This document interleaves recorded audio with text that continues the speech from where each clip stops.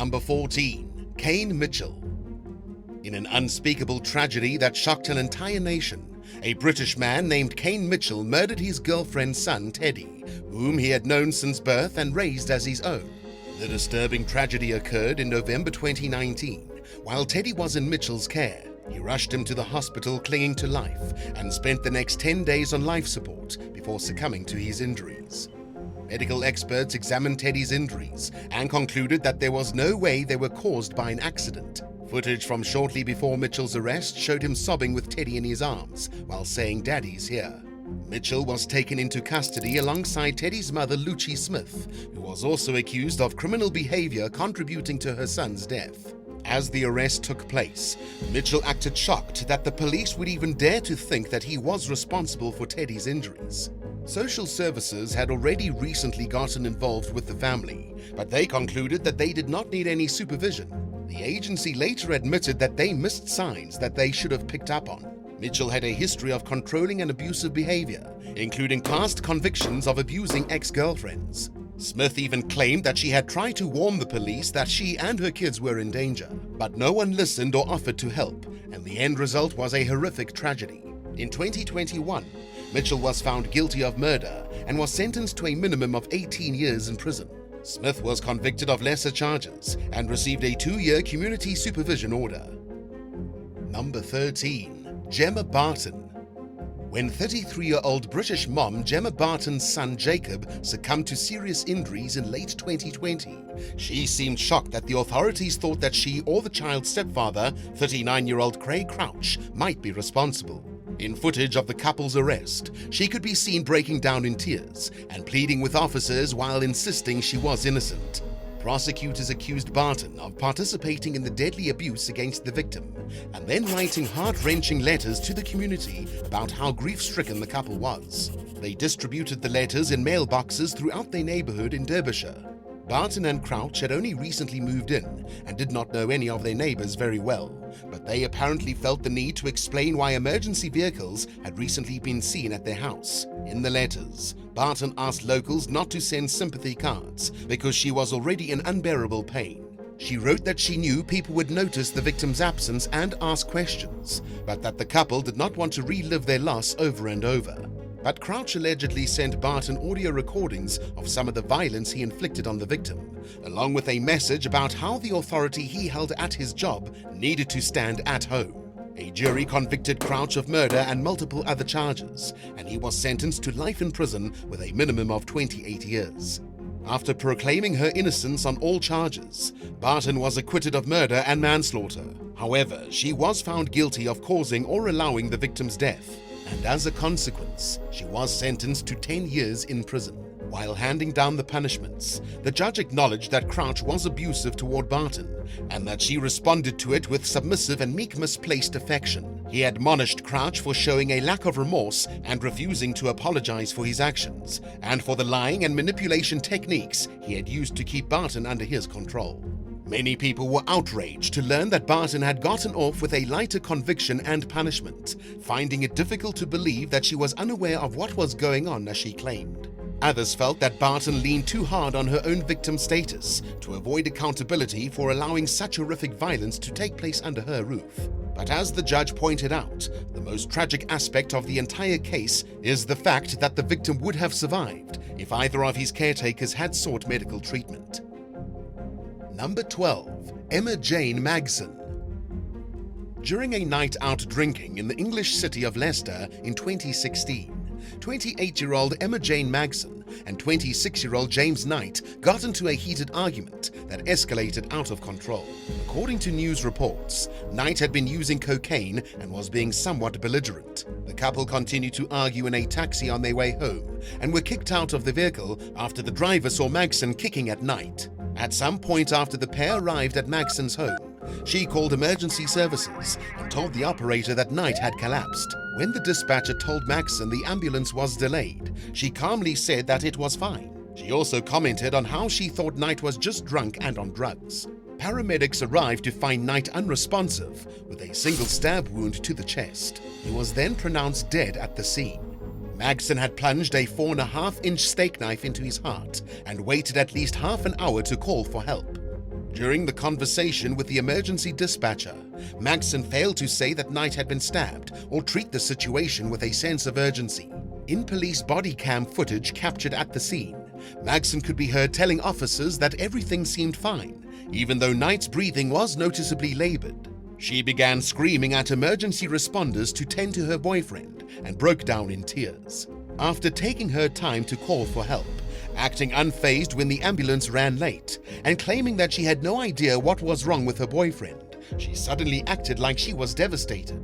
Authorities charged Magson with Knight's murder. In court, she argued that Knight had been choking her, prompting her to act in self-defense. But the jury was unswayed by her claims of innocence, and they found her guilty of murder. Magson was sentenced to life with a minimum of 17 years in prison.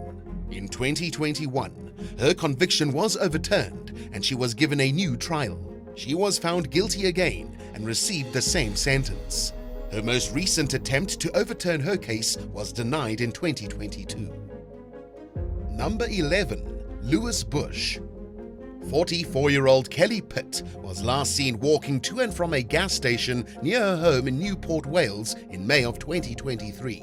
A few days later, she was found dead on her blood-soaked bed with severe blunt force injuries. She had also suffered 41 rib fractures and was bleeding internally. Just a few days earlier, Kelly had called her daughter Jordan and pleaded with her to call for help. Kelly's son, 25-year-old Lewis Bush, could be heard verbally assaulting her in the background. Jordan did not call for help, but tried checking in with her mother several times over the phone. Every time she called, though, Lewis answered and said their mother did not feel well. By the time Kelly's body was discovered, Lewis had fled the scene. He was captured on surveillance footage buying a beer at a nearby store, while Kelly was most likely dying at home. At the time of Kelly's murder, Lewis was already on probation for a previous assault against his mother, and he had a prior conviction for battery for harming Kelly and his sister.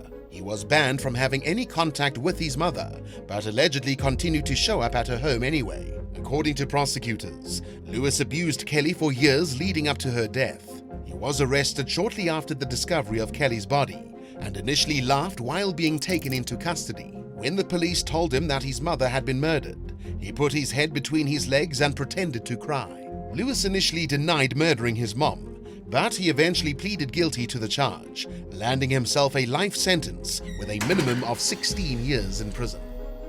Number 10. Christian Leonhart. When an Ohio man named Christian Leonhart got drunk and became lost in the woods of Kanawha County, West Virginia in September 2023, he allegedly dialed 911. On the call, he pretended he was being attacked by bears in hopes that police would come to the scene and lead him out of the forest. According to authorities, the 44-year-old started the call by saying that he was hurt and stranded on steep terrain. During the conversation, he began screaming and crying while claiming there was a bear after him.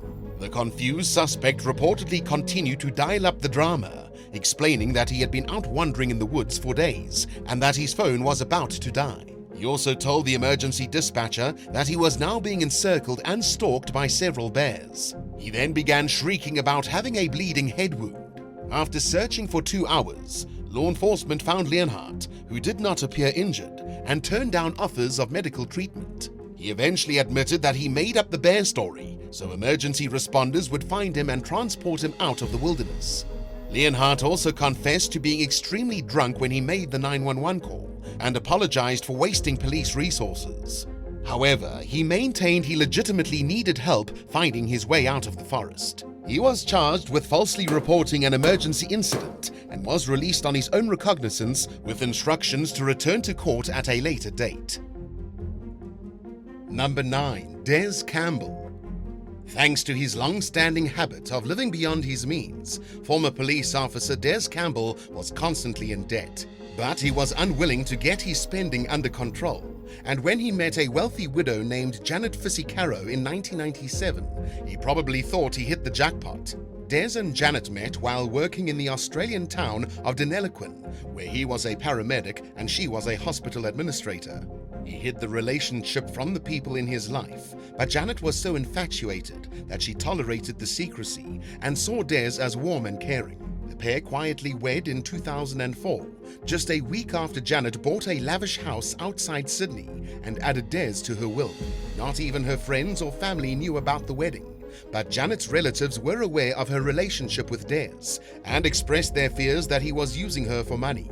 Over the following 6 months, Dez had numerous affairs while continuing to hide and deny his relationship with Janet. He said disparaging things about Janet behind her back, calling her pig ugly, and claiming that she refused to leave him alone. In early 2005, Dez surprised Janet with a camping trip to Royal National Park.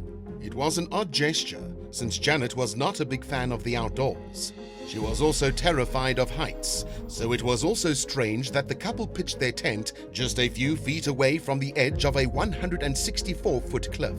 Shortly after embarking on the getaway, Dez showed up at a police station in hysterics, claiming that he had discovered Janet's dead body at the base of the cliff after she disappeared during a bathroom break. It initially seemed like an unfortunate tragedy, but Janet's family members were quick to alert police to Dez's suspicious behavior throughout the relationship. Footage captured during a police interrogation showed Dez denying any knowledge of Janet's wealth. When a detective asked him about the possibility that Janet took her own life, he broke down sobbing and said that she would not have done that. In what at first seemed like the beginning of a confession, Dez tearfully blamed himself for Janet's death because it had been his idea to go camping. For someone portraying themselves as a grieving widow, his behavior after the tragedy was certainly suspicious. Just a week after Janet plunged to her death, Dez went on vacation with one of his 3 mistresses. He also skipped Janet's funeral, but wasted no time trying to get his hands on the money she left him in her will. Dez also had a highly questionable past, which included being fired from his job as a police officer for fabricating evidence, mistreating criminal suspects, and being imprisoned for assault.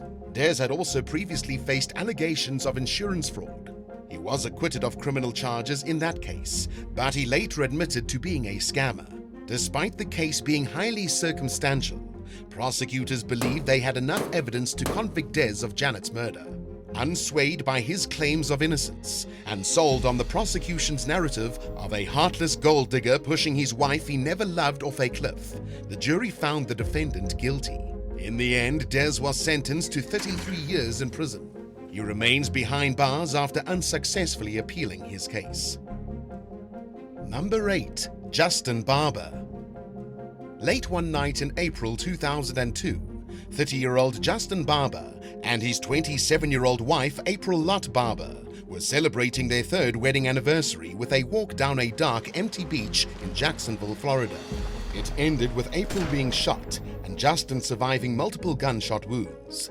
Justin claimed the wounds were inflicted by an unknown assailant who opened fire after approaching the pair and demanding money. Police never identified the gunman, and they ultimately determined that this was because there was no third person at the scene. They became increasingly convinced that Justin had killed his wife and then shot himself to make him seem like a victim. Throughout his marriage to April, Justin had engaged in numerous affairs, including shortly before the murder. On the day of April's death, he had downloaded music to his computer, including a Guns N' Roses song called I Used to Love Her But I Had to Kill Her. All things considered, it did not seem like a coincidence. A search of Justin's computer revealed that he had recently searched for things like trauma, gunshot, and right chest. The evidence was also entirely circumstantial, but prosecutors eventually decided that the case was strong enough to move forward with charges against Justin. Some of the most compelling evidence that was shown at the trial included videos of Justin trying to cry at April's funeral and during TV interviews. It was completely unconvincing, and in some clips, it appears as though he was trying to apply pressure to the corners of his eyes to make tears come out. Justin maintained his innocence throughout his trial, but in the end, he was found guilty and was sentenced to life without parole. Number 7. Victor Lee Turner.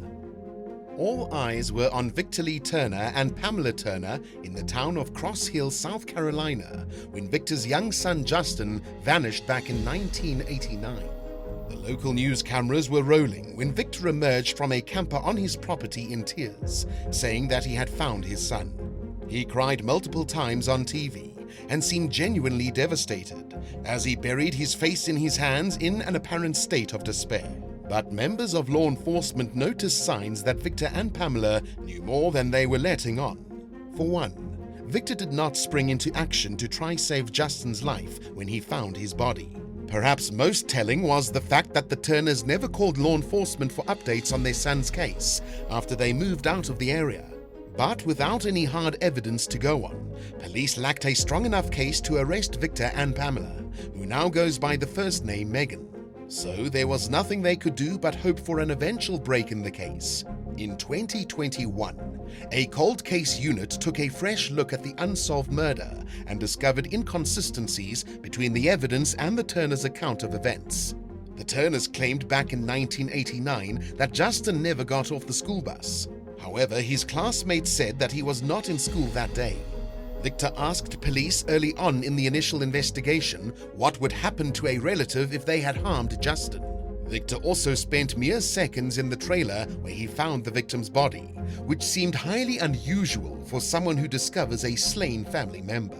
In 2023, nearly 35 years after the mysterious tragedy, authorities charged 69-year-old Victor Lee Turner and 63-year-old Megan Turner with Justin's murder. Speaking with the New York Times, Sheriff S. Dwayne Lewis declined to elaborate on when the case is expected to go to trial.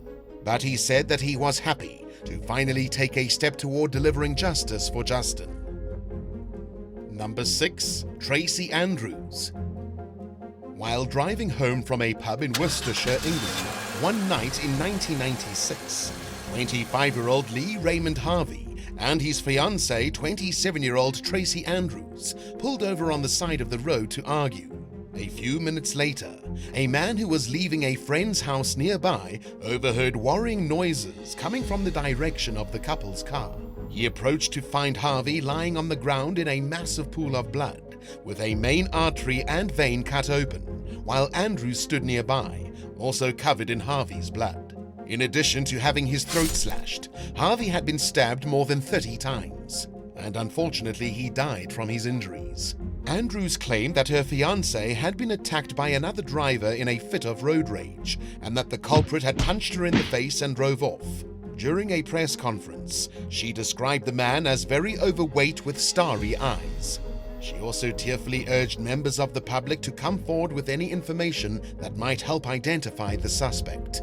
Nobody came forward with any information about the witness or the alleged road rage incident, leading investigators to suspect that Andrews had made up the entire story to deflect blame from herself. She was charged with Harvey's murder, but stood by her story about a maniac with road rage being responsible for the crime. In 1997, Andrews was found guilty of murder and was sentenced to life with a minimum of 14 years in prison. She finally admitted to killing Harvey during a jailhouse interview in 1999, revealing that she snapped during an argument about her ex. Andrews blamed Harvey for inciting the fight, but many who knew the couple have described her as the primary aggressor. She was released from prison in 2011 and has since changed her name, remarried and relocated. Hopefully, though, she has learned from her past mistakes and will never allow her emotions to get the better of her again. Number 5. Mark Galante. 26-year-old Jody Galante was 3 months pregnant when her husband, Mark, reported her missing in January 2006. Mark claimed that Jody vanished after he dropped her off at a supermarket in Sydney. During a news appearance, he pleaded with the public through tears for any information on his angel's whereabouts. A week later, Jody's decomposing remains were found in the Blue Mountains. She had been shot in the back of the head execution style. When people began to question whether Mark killed Jody, he cried through another interview, insisting that he was completely innocent. In the meantime, Jody's parents were told to keep things civil with Mark, who they believe had something to do with their daughter's death. So they sucked it up and held his hand at Jody's funeral, while feeling completely disgusted on the inside. Over the following months, police discovered that Mark cheated on his wife, shopped around for a gun in the months leading up to her death, and lied to them about Jody being pregnant with another man's baby. Jody's sister later told journalist Jordan Baker that she was worried about her sister's relationship right from the beginning. She said that Jody and Mark got into a nasty fight on their wedding day and that Jody ended up crying in the bathroom. Realizing that the deck was stacked against him, Mark eventually confessed to murdering Jody. He had pretended that he needed to go to the bathroom while they were driving, using it as an excuse to drive to a remote area. Then he lured Jody out of the vehicle by asking for help with something, and then waited for his opportunity to mercilessly shoot her dead. Mark was found guilty of murder and was sentenced to 27 years, with the requirement to serve at least 20 years in prison. Number 4. Borrski Rostevsky. In June of 2016, Borrski Rostevsky reported his 47-year-old wife Karen missing in the Melbourne suburb of Avondale Heights. He claimed that he and Karen had been arguing over money the previous morning. Karen had supposedly left the house frustrated, which she was known to do when she needed to cool off. But it was out of character for her to not return overnight, at which point her family knew something was likely wrong. Investigators were especially perplexed by the fact that Karen's car was in the driveway, and they were deeply concerned to discover that all her banking and cell phone activity had stopped. Karen was well known in her community, so people were quick to do everything they could to help find her. After Borrski and the couple's daughter Sarah pleaded tearfully on TV for her safe return. Meanwhile, police became suspicious of Borrski due to inconsistencies in his stories. He appeared to be lying about trivial details, like which door Karen left out of when she stormed out the house. It also seemed odd that Borrski had waited a full day until after his wife's disappearance to report her missing. He even failed to contact Karen's friends and family before going to the police. As the months dragged on with no sign of Karen, rumors began to circulate about her being unhappy in her marriage and possibly abandoning her life. But those who knew the missing woman did not think she would cut off all contact with everyone in her life or engineer her own disappearance.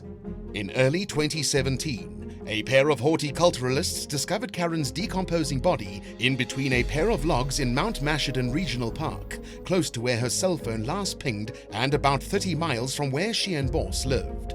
The remains were too decayed to tell what her cause of death was, but given the circumstances, investigators considered it a homicide. During Karen's funeral, Borrski sobbed in the arms of family members. Despite his overt display of overwhelming grief, detectives still suspected him of being involved in his wife's death. So they continued to work the case by bugging Borrski's phone and retracing what they believed to be Karen's last steps. Finally, in December 2017, a year and a half after Karen's disappearance, authorities charged Borrski with her murder. He maintained his innocence for over 2 more years before pleading guilty to a reduced manslaughter charge in 2020. Borrski refused to reveal why he killed his wife and showed no remorse for it, but many were relieved that he at least had finally admitted to the crime. At the time of Karen's murder, she and Borrski were experiencing financial problems.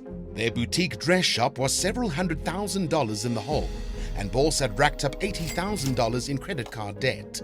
He spent the vast majority of his earnings paying the mortgage and credit card bills, with little left over, but it's unclear whether he stood to gain anything from his wife's death. While handing down a 9-year sentence with a minimum of 6 years behind bars, the judge admonished the convicted killer for playing the role of a grieving widow when he was the one responsible for the tragedy. Outraged by the light sentence, prosecutors appealed the case and got Borrski's jail time increased to 13 years with a minimum of 10 behind bars.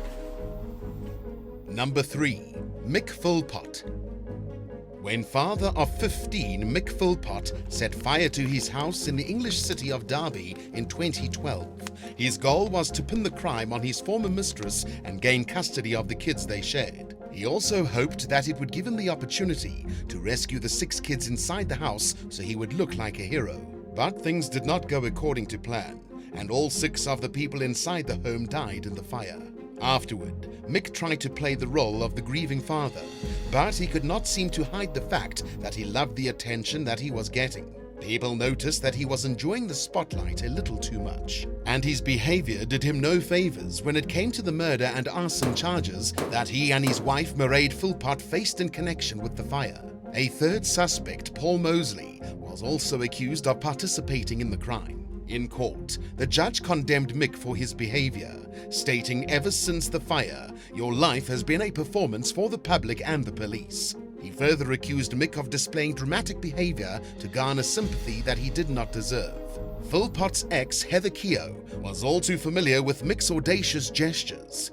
She even told Australian outlet Channel 4 News that she believes Mick's picture should be in the dictionary next to the term crocodile tears. Mairead also appeared to have a knack for theatrics and was equally capable of turning on the waterworks in front of a camera. But all that crying failed to get Mick off the hook for his crimes. In early 2013, he, Mairead and Mosley were all convicted of reduced manslaughter counts. Mairead and Mosley were sentenced to 17 years in prison, with the requirement to serve at least half their sentence in prison. Mick, on the other hand, received a life sentence with a minimum of 17 years.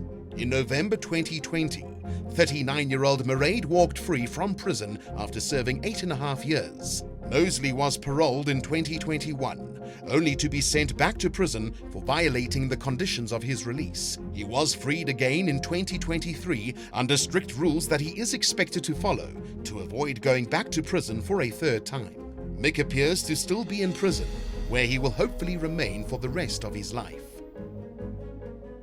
Number 2. Gordon Wardell. In September 1994, 39-year-old Carol Wardell was found dead along a roadside in rural Warwickshire, England. Police visited the woman's home in Meriden, where they found her husband, 42-year-old Gordon Wardell, bound and gagged in his underwear.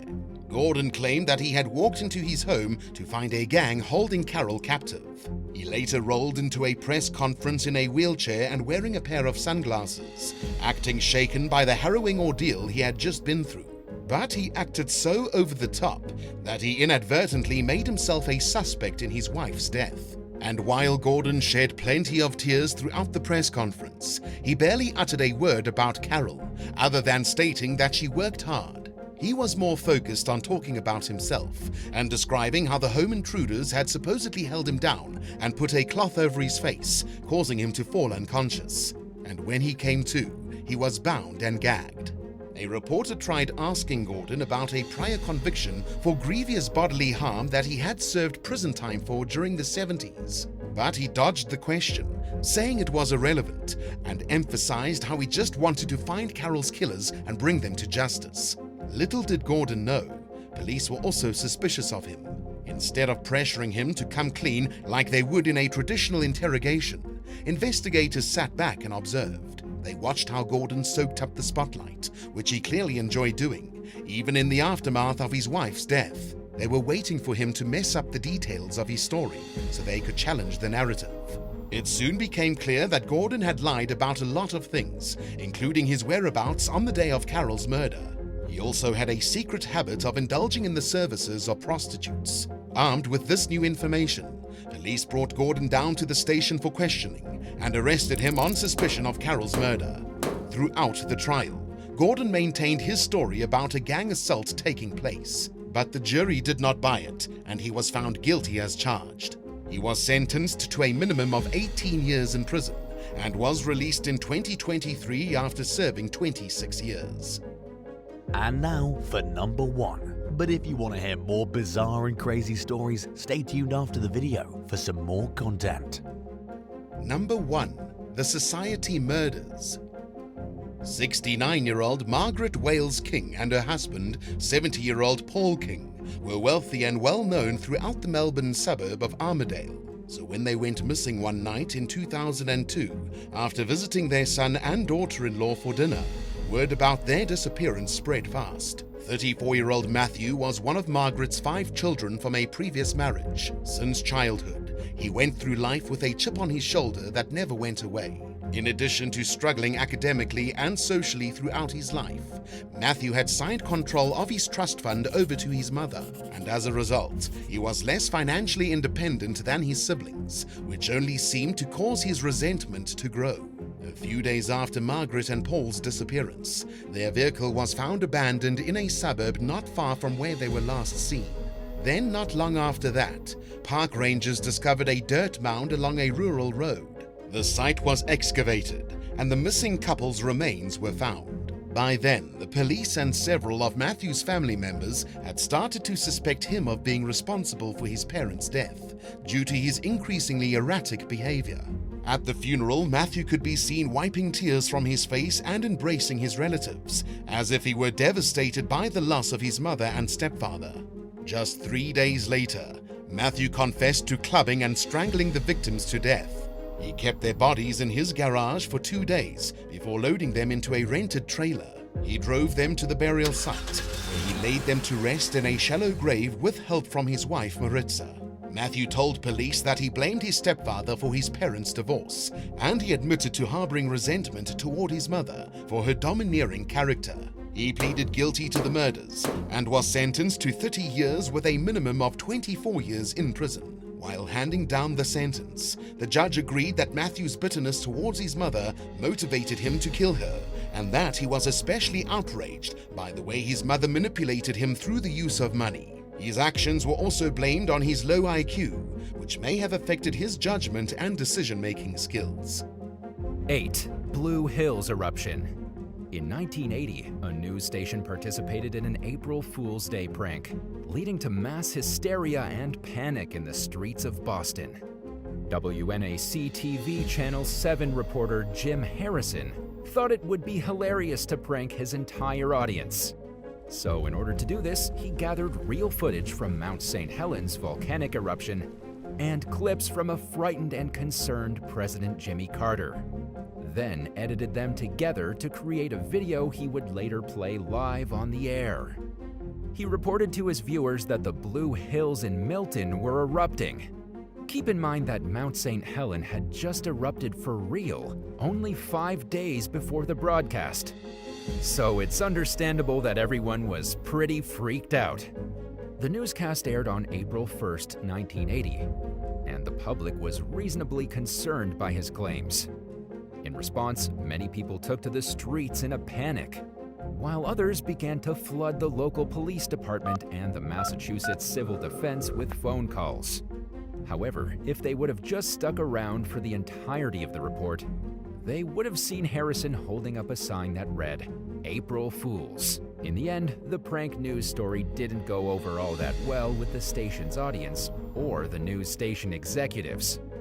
The day after the Blue Hills eruption story aired, Homer Killey, the executive producer for the 6 o'clock news, was fired from his position for failing to exercise good news judgment and for violating the rules of Federal Communications Commission. 7. Ebola zombies. In 2013, the famous Ebola virus made international headlines when a story was released claiming that the deceased victims were rising from the dead. An article was published on a satirical website claiming that 3 victims who had passed away from the virus had risen from the grave as zombies. The story was posted on a site called Big America News, which claims to report on loudly yelled opinions, as well as facts proudly born of raw gut instinct. However, some readers didn't seem to understand that the claims were fake, and a lot of people started to fear that a zombie takeover was imminent. The images that were used in the article were doctored photographs from the movie World War Z, which is an apocalyptic movie about the undead. The story started in Liberia and appeared in 2 African news outlets, but the claims were never confirmed by the government, which definitely would have released a statement if the hoax had been real. And while a zombie apocalypse sounds terrifying, it most likely won't happen anytime in the near future. 6. Jasmine Shevil. In September 2014, a woman from Florida was reported to have undergone plastic surgery in order to add a 3rd breast to her chest. The story made news headlines due to its ridiculousness and went on to trick hundreds of thousands of people.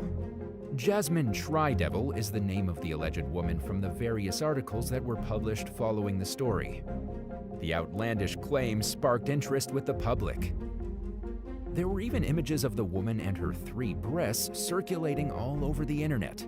However, many people took this story as fact at face value and failed to do any further research into the narrative themselves.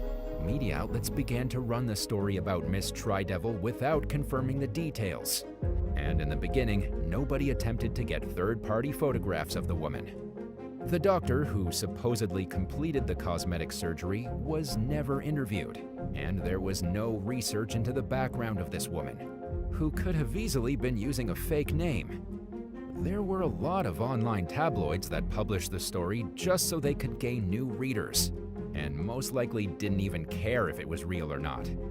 Miss Tridevil began to make claims online that she had booked various talk shows to speak about her surgery, even stating she would make an appearance on Jimmy Kimmel Live. But the woman never ended up being interviewed on TV. Instead, she began promoting a self-produced reality show starring herself. However, that never aired either, and her credibility was soon called into question. Images of a woman named Alicia Hessler began to circulate online, and people noticed that she bore a striking resemblance to Jasmine Tridevil. The photos were taken from an online modeling page, and there was a website called JasmineTridevil.com that was discovered to be owned by someone named Alicia Hessler. Apparently, there was also a Tampa-based massage therapist by the name Alicia Jasmine Hessler, who looked eerily similar to the three-breasted woman herself. Then, on March 14, 2013, Alicia Jasmine Hessler was taken into custody and charged with fraudulent use of personal information in Hillsborough County, Florida. Local Tampa station WTSP even reported that Miss Hessler had visited the Tampa International Airport and filed a stolen baggage complaint that had 3 breast prostheses listed among the lost items. After this incriminating information was released to the public, Jasmine Tridevil refused to comment on the matter, only further proving that the whole thing was a hoax to begin with. 5. PanAm Flight 914. The mysterious story of PanAm Flight 914 has become the subject of many conspiracy websites and UFO blogs over the decades. The plane supposedly took off in 1955 from New York and was reported to have vanished into thin air with 57 passengers on board. Then, as if nothing had happened, Flight 914 reappeared 37 years later and landed in Miami. It seems impossible, right? Well, that's because it is. The whole story was a hoax fabricated by a notorious tabloid called Weekly World News. The writers who created this work of fiction published an article 3 decades after the alleged Flight 914 had disappeared. They made it seem as though they were following up on a news story from years before. But in reality, everything they reported was a lie. The tabloid was infamous for publishing fantastically unreal stories, which is why they were eventually shut down in 2007. However, at the time this article was published, many readers believed it to be true. People began to come up with theories to explain the miraculous disappearing and reappearing act, many of which involved either some sort of time travel portal or extraterrestrial interference. The story is still believed by some conspiracy theorists to this day. And in June of 2019, a YouTube video from the channel Brightside renewed interest in this hoax when they posted a 9-minute video on the subject. For the first 7 minutes of the viral video, which amassed roughly 5 million views, it delves into the mystery surrounding PanAm Flight 914. The video does eventually get around to the possibility that the entire story is a work of fiction, but most of the viewers didn't seem to get that far into it. 4. Cannibal Elites and Adrenochrome. In 2020, there was a live stream that went viral featuring Kirsten Weldon, a QAnon conspiracy theorist and former actress. She claimed that Hillary Clinton had passed away the year before from a rare brain disease that's associated with cannibalism. The story seems far-fetched, but many viewers believed Weldon, as she seemed to have a lot of information regarding the incident. While being interviewed on the Up Front in the Prophetic podcast, the host, Francine Fosdick, mentioned that Jean Decode Consensei, another well-known conspiracy theorist, had claimed that Hillary Clinton had been eliminated long ago. Weldon supported Consensei's notion and agreed that the former Secretary of State was dead, but offered up her own ideas about the manner of death and the timing the incident took place. Weldon explained that Clinton had passed away from a disease called Kuru and said that she was already stage 4 and couldn't be helped.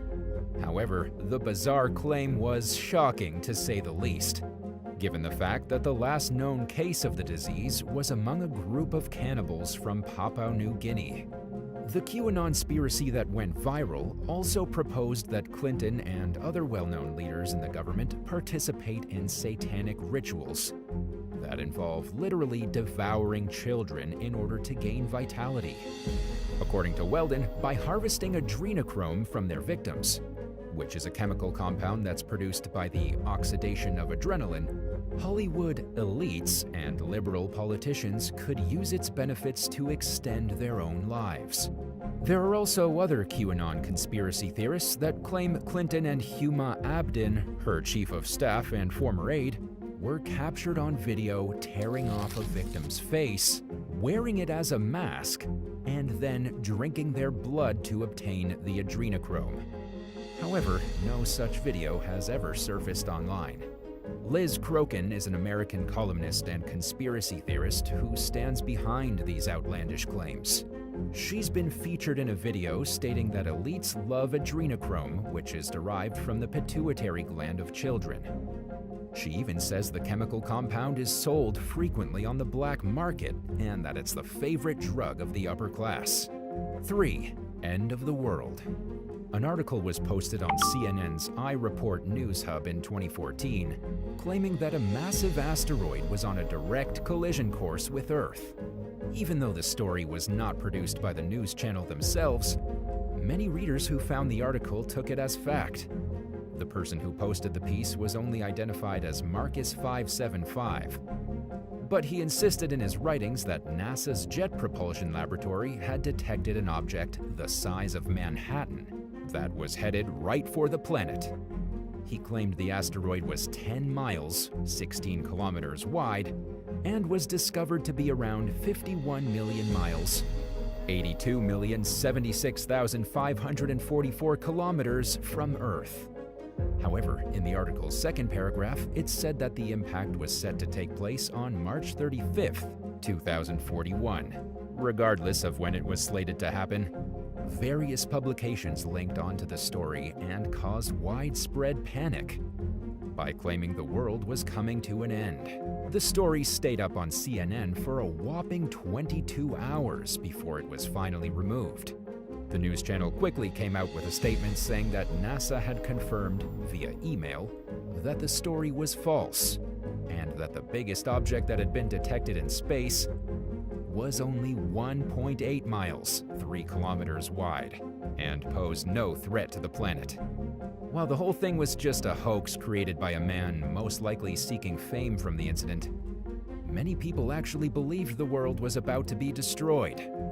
Even though the story was refuted not even a day after it was posted, some still think that it was covered up in order to keep the population in blissful ignorance. 2. Martian Invasion. On October 30th, 1938, the CBS radio network aired a special Halloween episode of their series, The Mercury Theater on the Air, which falsely claimed that a Martian invasion was happening. Even though the program didn't have a massive audience, it still caused panic among the listeners. The broadcast started out normally with an introductory monologue, but then the host, Orson Welles, claimed that the show was being interrupted because of breaking news. He stated that there were strange explosions being documented on Mars, and that an unidentified object was discovered after falling on a New Jersey farm. The broadcast prank then escalated when Wells claimed a reporter in Grover's Mill was live on the scene at a UFO crash site. He described creatures emerging from the spaceship, and that when officials approached them with a truce flag, the aliens responded by incinerating them with an alleged heat ray. Wells then goes on to explain that an alien invasion has begun, and that the military's attempts to stop the threat have been unsuccessful. It turned out that the whole broadcast was an adaptation of the 1898 film, The War of the Worlds, but it was the first time anything like this was done on the radio. However, before the show began, there was a musical interlude explaining that it was just a work of science fiction. But a lot of the listeners apparently missed that. 1. Santiago Flight 513. On September 4, 1954, Santiago Flight 513 supposedly took off from Aachen, West Germany, and should have landed in Porto Alegre the next day, but mysteriously it never made it to its destination. To make things even stranger, 3.5 decades later, the Porto Alegre airport allegedly noticed an unauthorized aircraft hovering in the sky on October 12, 1989. Air traffic controllers tried to contact the pilot, but were unable to reach him. After a while, the plane was reported to have stuck a perfect landing with the engine still up and running after it touched the ground. Inside the fully functioning aircraft, they supposedly found the 92 skeletons of the passengers on board. Miguel Victor Curie, the captain, was also nothing but bone, and he had his hands still tightly gripped around the controls.